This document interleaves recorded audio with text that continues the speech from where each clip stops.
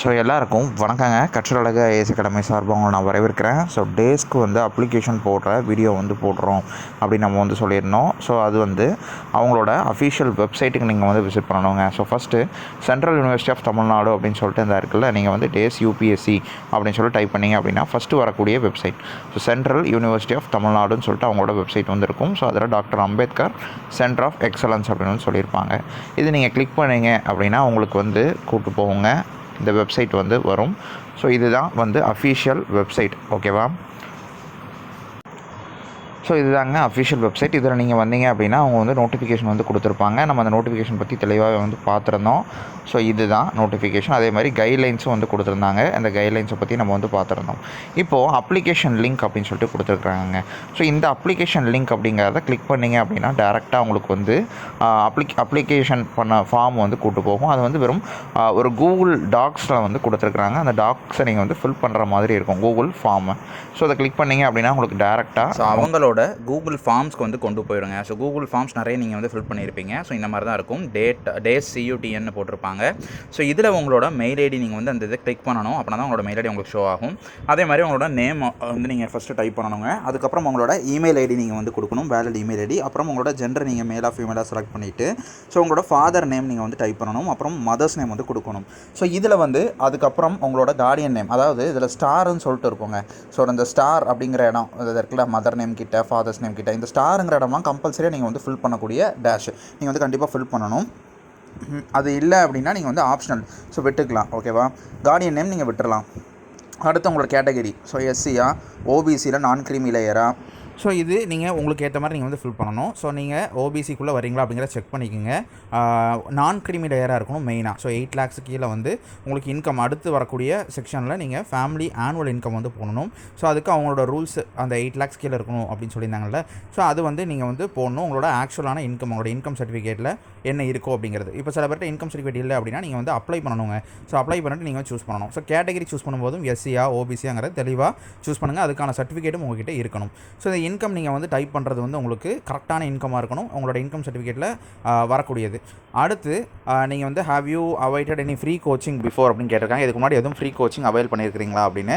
So இதில் எஸ்னா S போடுங்க, no அப்படின்னா நோ போட்டுருங்க. அப்படி எஸ்னா நீங்கள் எங்கே அந்த ஃப்ரீ கோச்சிங் அட்டன் பண்ணீங்க அப்படிங்கிற டீட்டெயில்ஸையும் டைப் பண்ண சொல்லியிருக்காங்க. ஸோ அடுத்து உங்களோட ஏஜுங்க. ஸோ உங்களோட ஏஜ் அப்படிங்கிறது 21/8/2025 சாரி 1/8/2025 அந்த டயத்தில் உங்களுக்கு என்ன ஏஜ் இருக்கும் அப்படிங்கிறத கேட்டிருக்கிறாங்க. ஓகேவா? ஸோ அடுத்து உங்களோட டேட் ஆஃப் பர்த் நீங்கள் சூஸ் பண்ணுற மாதிரி இருக்கும். ஸோ டேட் ஆஃப் பர்த் அப்படிங்கிறது நீங்கள் கிளிக் பண்ணிங்கனாலே ஆட்டோமேட்டிக்காக ஃபஸ்ட்டு இயர் செலக்ட் பண்ணிவிட்டு நீங்கள் சூஸ் பண்ணுற மாதிரி இருக்குங்க. ஸோ இயரு அண்டு மந்த்து நீங்கள் எதாவது செலக்ட் பண்ணிவிட்டு நீங்கள் செட் அப்படிங்கிறத நீங்கள் கொடுக்கணும். ஸோ செட் கொடுத்தீங்க அப்படின்னா ஆட்டோமேட்டிக்காக அது வந்துடும். அடுத்து உங்களோட மொபைல் நம்பர் பர்சனல், அதாவது வாட்ஸ்அப் நம்பர் ப்ரிஃபர் பண்ணுறாங்க அப்படின்னு சொல்லியிருக்கிறாங்க. ஸோ நீங்கள் யூஸ் பண்ணிருக்கக்கூடிய வாட்ஸ்அப் நம்பரை நீங்கள் கொடுங்க. ஓகேவா? அடுத்து உங்களோட பேரண்ட் அல்ல கான்டாக்ட் நம்பர் கேட்டிருக்காங்க. ஸோ இதில் நீங்கள் உங்களோட அப்பா நம்பரோ அம்மா நம்பரோ ஸோ அல்லது உங்களோட நம்பர் கூட நீங்கள் கொடுத்துக்கலாம். உங்களோட இன்னொரு number, other number. So address for கம்யூனிகேஷனுக்கு நீங்கள் கம்யூனிகேஷனில் இருக்கக்கூடிய, அதாவது இப்போ நீங்கள் கரண்ட்டாக இருக்கக்கூடிய அட்ரஸ் கொடுங்க. ஓகேவா? அதான் கம்யூனிகேஷன் அட்ரஸ், பெர்மனன்ட் அட்ரஸ் இல்லை. அடுத்து உங்களோட டிஸ்ட்ரிக்ட் போடணும். அடுத்து உங்களோட ஸ்டேட்டை ஃபில் பண்ணிடுங்க. பண்ணிவிட்டு have you completed your graduation அப்படின்னு கேட்டிருப்பாங்க. ஸோ கிராஜுவேஷன் அப்படிங்கிறது அண்டர் கிராஜுவேட் டிகிரி எஸ் அப்படிங்கிறத கொடுத்துருங்க. ஸோ கிராஜுவேஷன் கம்ப்ளீட் பண்ணால் மட்டும்தான் நீங்கள் இந்த எக்ஸாம் அப்பியர் ஆக முடியும். ஸோ எஸ் கொடுத்துட்டு அடுத்து பர்சன்டேஜ் ஆஃப் மார்க்ஸ் அப்டைன்டு எங்கே இன் 12th அல்லது ஈக்குவலண்ட் எக்ஸாம் அப்படின்னு சொல்லியிருக்காங்க. ஸோ 12th ஸ்டாண்டர்ட் ஹையர் செகண்டரியோட மார்க்கோட பர்சன்டேஜ் கேட்டிருக்காங்க. எவ்வளவு அப்படின்னு கேட்டிருக்காங்க. போட்டுட்டு அடுத்து பர்சன்டேஜ் இன் யூஜி. ஸோ உங்களோட கிராஜுவேஷனாக நீங்கள் எவ்வளோ பர்சன்டேஜ் எடுத்திருக்கீங்க அப்படிங்கிறத நீங்கள் போடணும். ஸோ போட்டுட்டு உங்களோட ஃபோட்டோ நீங்கள் அப்லோட் பண்ணணுங்க. ஸோ அது பாஸ்போர்ட் சைஸ் ஃபோட்டோவாக இருக்கணும். அதுக்கு ரூல்ஸ் கொடுத்துருக்காங்க. 10 MBக்குள்ளே இருக்கணும் அப்படிங்கிறத சொல்லியிருக்கிறாங்க. ஸோ நீங்கள் அப்படி 10 MBக்கு மேலே வச்சுருந்தீங்க அப்படின்னா அதை ரீசைஸ் பண்ணிடுங்க. அதுக்கப்புறம் உங்களோட அப்லோடு சிக்னேச்சரும் 10 MB கீழே இருக்கணும். இதுதான் ரூல்ஸ். ஓகேவா? 10 MBக்கு மேலே இருக்கக்கூடாது உங்களோட ஃபோட்டோ. ஸோ இதை நீங்கள் கொடுத்துட்டு நீங்கள் அப்லோட் கொடுத்தீங்கன்னா அப்லோட் ஆயிருங்க. ஒரு ஃபைல் தான் அப்லோட் பண்ண முடியும். கொடுத்துட்டு நீங்கள் சப்மிட் கொடுக்கணும். ஸோ சப்மிட் கொடுத்ததுக்கப்புறம் உங்களுக்கு thanks for your response is recorded அப்படிங்கிற மாதிரி வருங்க. ஸோ அப்போ நீங்கள் நிறைய பேர் என்ன கேட்டிருந்தீங்க, கன்ஃபர்மேஷன் வருமா இல்லையா, அந்த மாதிரி மெயிலும் வரல, மெசேஜும் வரல. ஸோ அப்போ எப்போ அப்படின்னு கேட்டிருந்தீங்க. ஸோ ஃபஸ்ட்டு நீங்கள் அந்த ஃபார்ம் ஃபில் பண்ணணும். அதுக்கப்புறம் லாஸ்ட் டேட் முடிஞ்சோன்னா அவங்க எல்லாமே ஷார்ட் லிஸ்ட் பண்ணுவாங்க. ஸோ அதுக்கப்புறம் அவங்களே உங்களுக்கு பர்சனலாக மெயில் சென்ட் பண்ணுவாங்க. இதுதான் ப்ரொசீஜருங்க. லாஸ்ட் இயர் இப்படி தான் நடந்தது. ஸோ ப்ரொசீஜர் நான் கேட்டுட்டு தான் உங்களுக்கு நான் சொல்கிறேன். இதுதான் ப்ரொசீஜர். ஸோ அவ்வளோதாங்க. நீங்கள் தாராளமாக வெயிட் பண்ணலாம். ஒரு தடவை ஃபில் பண்ணால் போதும்.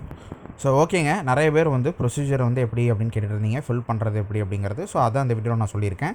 இதுக்கு அடுத்து வரக்கூடியதில் எப்படி எப்படி கிளாஸஸ் இருக்கும், ஸோ எங்கே எக்ஸாம் நடக்கும், எக்ஸாம் எப்படி இருக்கும், எவ்வளோ சிலபஸ் என்ன எவ்வளவு வந்து சீட்ஸ் மொத்தம், இந்த விஷயங்கள் அப்புறம் இதை பற்றிலாம் நம்ம வந்து டிஸ்கஸ் வந்து பண்ணலாங்க. ஓகேவா?